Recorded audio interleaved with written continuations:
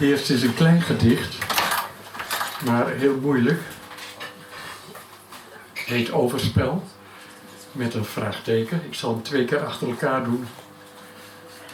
Dan kun je het misschien beter begrijpen. Ze zei, je hebt een ander. Ik vroeg, hoezo? Ze zei, je noemt haar in je gedichten. Ik zei, maar die ander ben jij. Ze zei, als dat waar is, laat mij nu dan kussen je mond, maar noem me nooit meer bij de naam van je vrouw. Ze zei, je hebt een ander. Ik vroeg, hoezo? Ze zei, je noemt haar in je gedichten. Ik zei, maar die ander ben jij.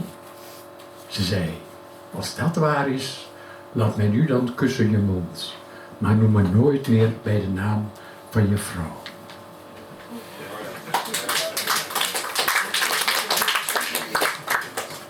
Ik blijf een beetje in de lyriek. Somnambule in de polder.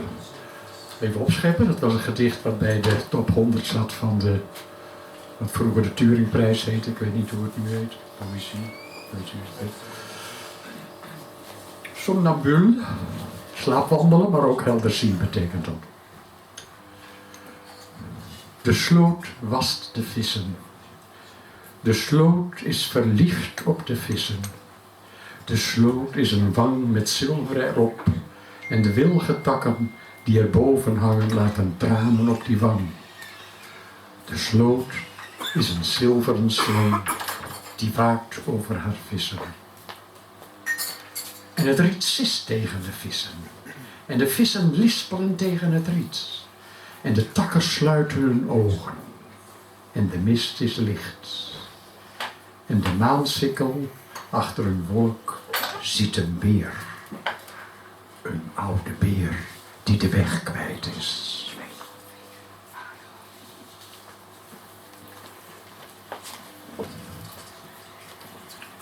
Zomer.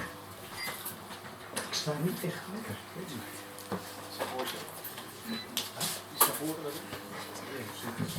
Mag ik er niet hoger? Oké.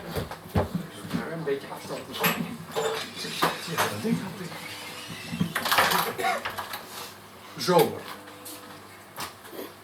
Ik huilde een beetje in de tuin. Al dat leed en zoveel pijn. Toen ik erachter kwam dat er eigenlijk niets te huilen viel. Het was in de zomer en heerlijk warm. En door een wijd open raam hoorde ik neerploffende lijven. Gevolgd door aanswellend gegrom, gepaard met enkele villetjes. O Jan, o Jan.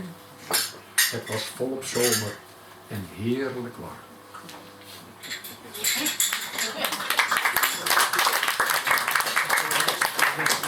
En dan tot slot, sinds kort doe ik ook aan zwanenzangen, want je weet maar nooit. Daar ben je te vroeg mee beginnen.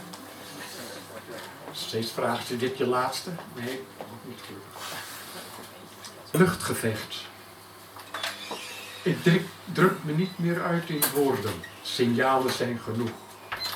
Een frons naar wat ik niet begrijp. Een oogwenk naar het licht dat in de mist verdwijnt. Soms vindt een ademteug de wijdte tot waar mijn keel nog reikt. Soms wijst de vinger naar de eigen hand. Een hand die hangt. Een hart dat het begeeft zodra de zuigkracht van het leven breekt. Nog kleeft de tijd mij aan. Hoe lang is lang al niet voorbij? Ik knijp mijn longen uit. Ik schreeuw zowaar een lettergreep. Die vlucht in kringen wijd om eigen kop, om eigen lijf. Ik poets mijn tanden met de eeuwigheid. Dank jullie wel.